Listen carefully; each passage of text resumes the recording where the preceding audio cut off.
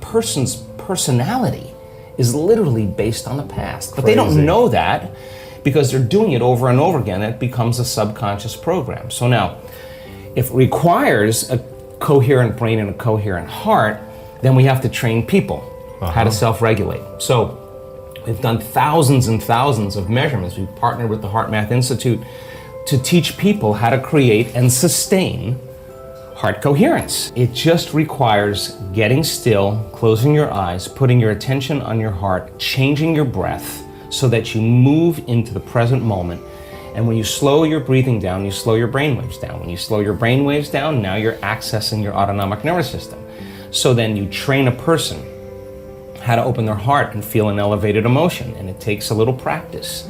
And just like a flower that takes time to bloom, it takes a little bit of time. But if you work in trading the resentment, the frustration, or the impatience for gratitude, appreciation, and thankfulness, and you keep at it, there'll come a moment where that system switches on, and now you're feeling grateful for no reason at all. Now, that's not a bad thing, because gratitude, the emotional signature of gratitude, means something's happening to you.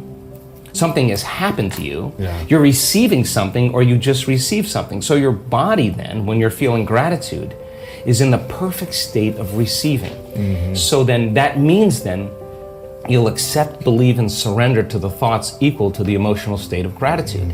If you're living in resentment, you're living in fear, you're living in impatience, you could say, I'm healthy, I'm healthy, I'm healthy, I'm wealthy, I'm wealthy, and with all you want, and that thought's gonna stop right at the brainstem and never make its way to the body, because the body's not feeling it, or because why? Because you're feeling resentment. And that thought is not consistent with the emotion of resentment. Resentment has a different set of thoughts, right? In other words, once you start opening your heart, it begins to move into coherence.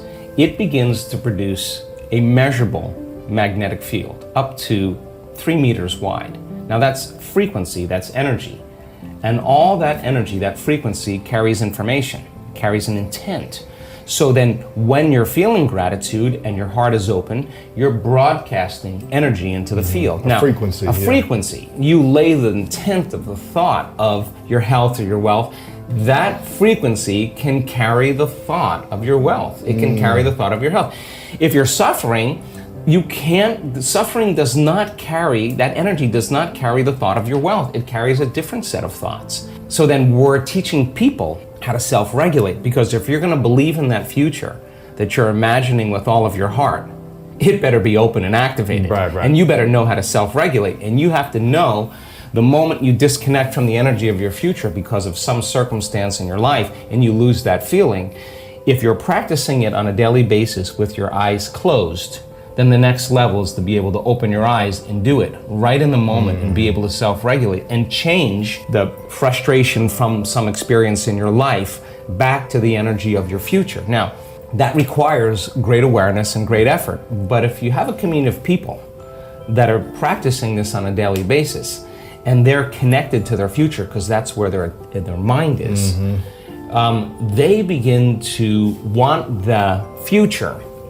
more than the emotions of the past. So we've done enough measurements now, Louis, to know that we can teach people how to do that, and we have evidence that people can sustain it for 45 minutes to an hour. It's a skill now. They know that they know how to do it. So now they have brain coherence and heart coherence. Well, once the heart begins to become orderly and coherent, it acts as an amplifier and it drives energy to the brain. So now the brain is getting more energy once the heart is open, and then you're thinking a different set of thoughts. And those thoughts produce different chemicals for you to feel more of that. And here comes nitric oxide from oxytocin, and then all of a sudden your heart literally starts to swell. It literally begins to open up, and there's more energy going there, and now you're coming from a different level of mind.